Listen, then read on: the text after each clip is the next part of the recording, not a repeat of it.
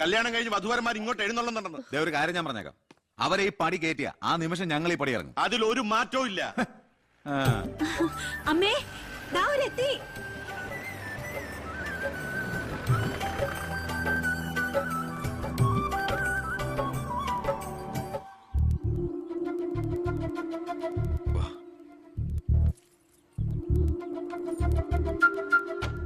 IAS IPS കയറി വന്ന ഈ വീട്ടിലേക്ക് ഇവിടുത്തെ വാലിക്കാരിയുടെ മോളെ കെട്ടിക്കൊണ്ട് കയറി വരാൻ നാണമില്ലേടാ നിനക്ക്?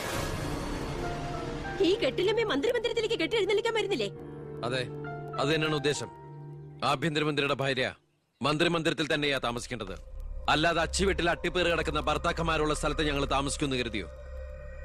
ഇപ്പൊ ഞങ്ങളിവിടെ വന്നത് എന്നെ സ്നേഹിക്കുന്ന എന്റെ അമ്മയുടെ അനുഗ്രഹം വാങ്ങിക്കാനാ. വാ മോളെ, വലതുകാല് വെച്ച് ഐശ്വര്യമായിട്ട് കയറി വാ. ആ പടി ചവിട്ടി പോരുത്.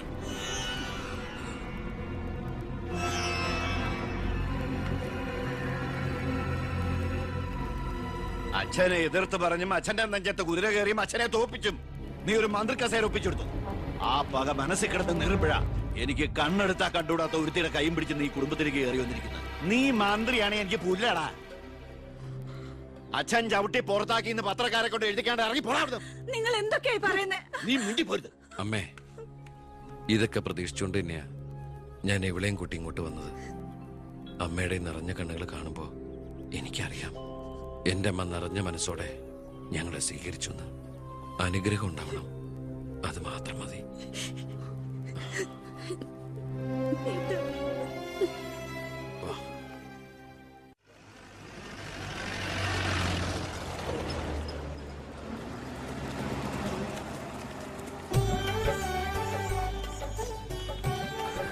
ഈ വീട്ടിലെ അച്ഛനും അമ്മയും PAയും എല്ലാം ഞാനാ.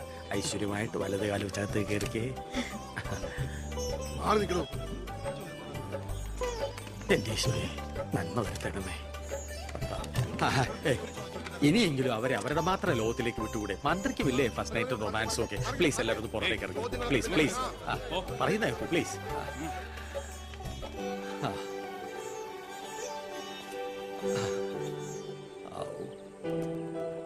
ജോസഫേട്ടാ, മന്ത്രി എങ്ങോട്ടാ ഹണിമൂണിന് പോകുന്നു? ഹണിമൂൺ?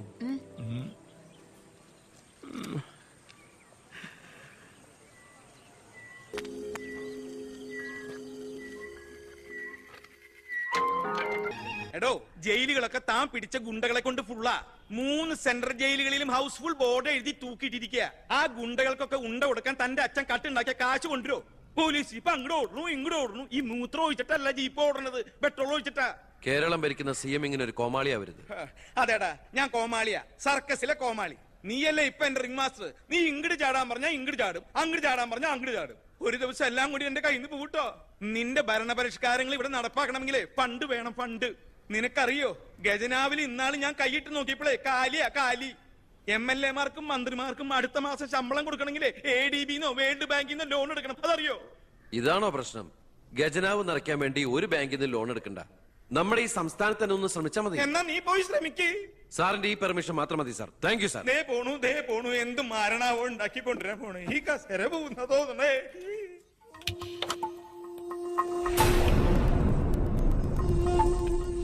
15 വർഷങ്ങൾക്ക് മുമ്പ് ഈ മന്ത്രി ദിവാകരന് ഇലക്ഷനിൽ മത്സരിക്കാൻ കെട്ടിവെക്കാനുള്ള പണം പോലും പാർട്ടിക്ക് സംഭാവന ചെയ്യുന്നു. പക്ഷെ ഇന്ന് അയാൾക്ക് കൊട്ടാര സദൃശമായ ബംഗ്ലാവുകളും മെട്രോ നഗരങ്ങളിലെ ഷോപ്പിംഗ് കോംപ്ലക്സുകളും അടക്കം കോടികളുടെ ആസ്തിയുണ്ട്. രാജൻ ജോസഫ് എന്ന പേരുള്ള ഒരാളുടെ 5 നക്ഷത്ര ഹോട്ടലുകളാണ് ഇതെല്ലാം, 9 എണ്ണം. ഇങ്ങനെ ഒരാൾ ഈ ഭൂമി മലയാളത്തിലില്ല എന്നുള്ളതാണ് സത്യം.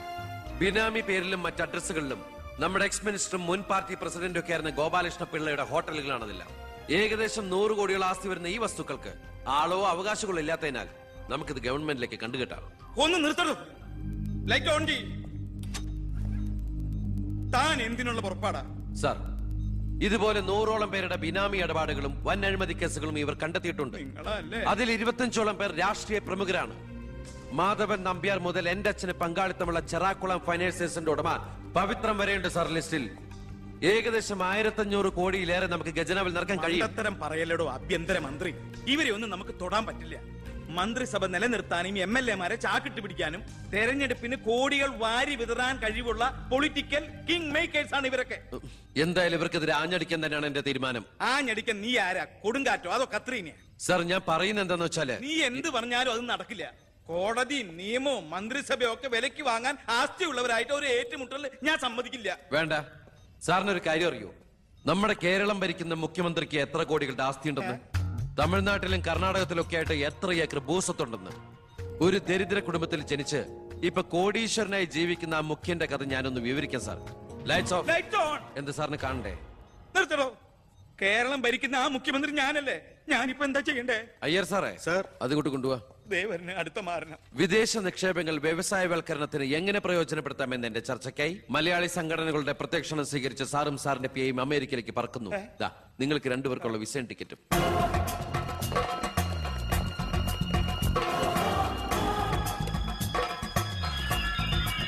ദിവാര സാറിന് കൂടുതലായിട്ട് എന്തെങ്കിലും പറയാനുണ്ടോ?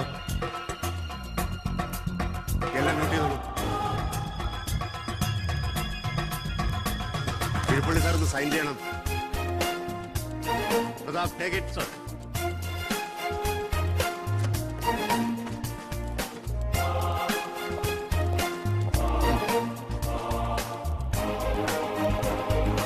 അയാളും പുറത്തു പോകരുത്.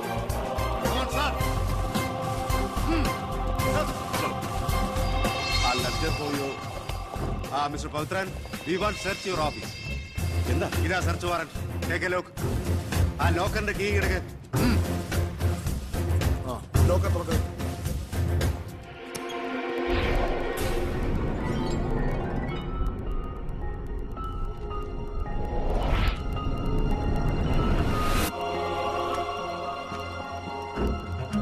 എന്തായി? അതിനകത്ത് കുറച്ചെങ്കിലും വെച്ചേക്കണേ. പാടും.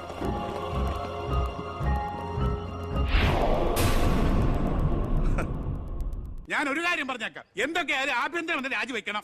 5 or 6 കോടി എഴുതിട്ടാണ് പ്രതിപക്ഷത്തുള്ള ഏതെങ്കിലും ഒരു ഘടകകക്ഷിയെ KDF ചേർത്ത് എണ്ണം തയ്ക്കണം. എന്നിട്ട് അവനെ പുകച്ച് പുറത്ത് ചാടി ചോടിക്കണം. അതിന് കാശ് എവിടോ? മർമ്മം നോക്കിയല്ലേ അവൻ കുത്തിയിരിക്കുന്നത്. വിഷം മേടിക്കാൻ പോലും കാശില്ലാത്ത അവസ്ഥയാ.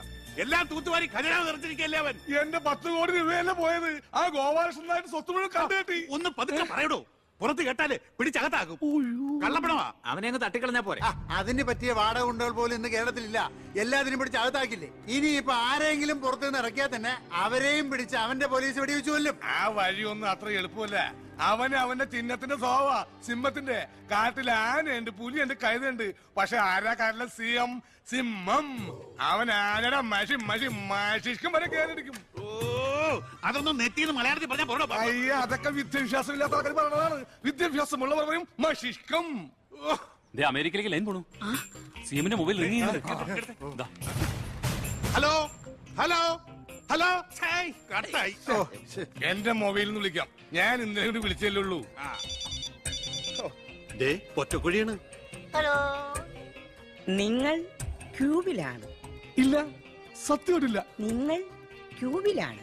ദയവായി ഒരാഴ്ച കഴിഞ്ഞ് വിളിക്കുക. ശരിയാ, ക്ഷമിക്കണം. നമ്മൾ ക്യൂവിലാണ്, ഒരാഴ്ച കഴിഞ്ഞ് വിളിക്കാൻ. ചേടാ, നമ്മൾ ക്യൂവിലാന്ന് അമേരിക്കയിൽ എങ്ങനെ അറിഞ്ഞു? ഏടോ, അമേരിക്ക വളരെ വലുതായി പോയില്ലേ? അവരെ മറ്റേ സുനാപ്പി വെച്ചു നോക്കിയാണ്. അവൻ രാഷ്ട്രീയ ആചാര്യന്മാരെ പോലും കളി പഠിപ്പിക്കുകയല്ലേ. അവനെതിരായി KDF-ന്റെ എല്ലാ MLA-മാരും തിരിഞ്ഞു കഴിഞ്ഞു. ഇക്കണക്കിന് പോയാൽ ഈ മന്ത്രിസഭ താഴെ വീഴും. പ്രതിപക്ഷം ഭരണപക്ഷത്തിന്റെ തകർച്ച കണ്ട് മിണ്ടാതിരിക്കോ? അവനെന്ന് പത്രക്കാരോട് പറഞ്ഞില്ലേ, അച്ഛൻ നിരപരാധിയാണെന്ന് കോടതിയിൽ തെളിഞ്ഞാൽ, പാർട്ടി ആവശ്യപ്പെട്ടാൽ മന്ത്രിസ്ഥാനവും MLA സ്ഥാനവും രാജിവെച്ച് അച്ഛന് വീണ്ടും അവസരം നൽകുമെന്ന്. അതിൽ പിടിക്കണം. പാർട്ടി ആവശ്യപ്പെടണം, അവനെ കൊണ്ട് രാജിവെപ്പിക്കണം. അതിന് അച്ഛൻ ഈ കേസ് ജയിക്കണം. അച്ഛന്റെ പേരിലുള്ള മണിമലയാർ കേസ് തള്ളിപ്പോയതുപോലെ ഈ കൊലക്കേസും തള്ളിപ്പോകും. ഈ കേസ് ഞാൻ ജയിപ്പിക്കും. അച്ഛന് വേണ്ടി ഞാൻ എന്തും ചെയ്യും.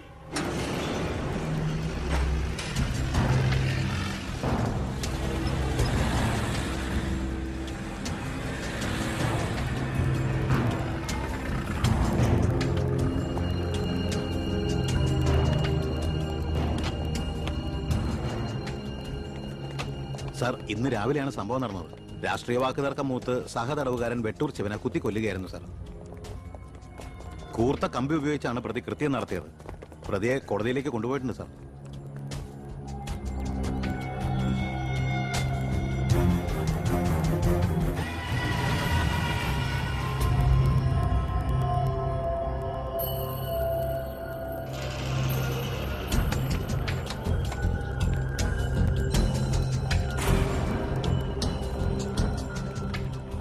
ഒന്നുകിൽ ദൈവം അച്ഛനെ കേസിൽ നിന്ന് രക്ഷിച്ചു, അല്ലെങ്കിൽ അച്ഛൻ സമർത്ഥമായി സ്വയം രക്ഷപ്പെട്ടു. പ്രസാദ് വധക്കേസിൽ ഒന്നാം പ്രതി കൊല്ലപ്പെട്ട സാഹചര്യത്തിലും രണ്ടാം പ്രതിക്ക് ഒന്നാം പ്രതിയുമായുള്ള ബന്ധം സംശയാതീതമായി കോടതിക്ക് മുമ്പാകെ തെളിയിക്കാൻ പ്രോസിക്യൂഷന് കഴിയാത്തതിനാലും രണ്ടാം പ്രതി ബാലഗംഗാധര മേനോനെ കോടതി നിരുപാധികം വിട്ടയക്കുന്നു.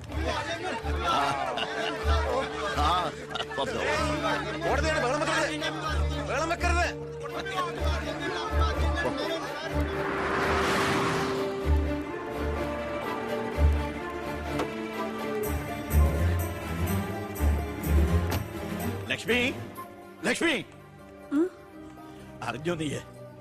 ഞാൻ കേസ് ജയിച്ചടി. ഞാൻ നിരപരാധിയാണെന്ന് കോടതിക്ക് ബോധ്യായി. പത്രക്കാരുടെയും ടി വിക്കാരുടെയും മുമ്പിൽ വെച്ച് നിന്റെ പുന്നാരമോൻ വീരവാദം മുഴക്കിയതല്ലേ ഞാൻ നിരപരാധിയാണെന്ന് തെളിഞ്ഞാൽ എനിക്ക് വേണ്ടി മന്ത്രിസ്ഥാനം രാജിവെച്ച് ഒഴിഞ്ഞോളാമെന്ന്. നീ ചെന്ന് പറയണേ അവനോട് രാജിവെക്കാൻ. നിങ്ങൾക്ക് എന്താ ഭ്രാന്ത് പിടിച്ചോ? ഭ്രാന്തായിരുന്നടി, അധികാരം കയ്യില്ലാത്ത എന്റെ ഭ്രാന്ത്. എനിക്ക് അറിയാൻ പാടില്ലാണ്ട് ചോദിക്കുക, നിങ്ങൾക്ക് ഇതുവരെ മന്ത്രിയായി കൊതി തീർന്നില്ലേ? ഇല്ല, എന്റെ ഏറ്റവും വലിയ ലഹരിയാ അധികാരം, മന്ത്രിസ്ഥാനം. മനസ്സിലാവില്ല നിനക്കൊന്നും. എനിക്ക് മന്ത്രിയായിട്ട് തന്നെ ജീവിക്കണം, മന്ത്രി കസേരയിൽ ഇരുന്ന് തന്നെ മരിക്കണം.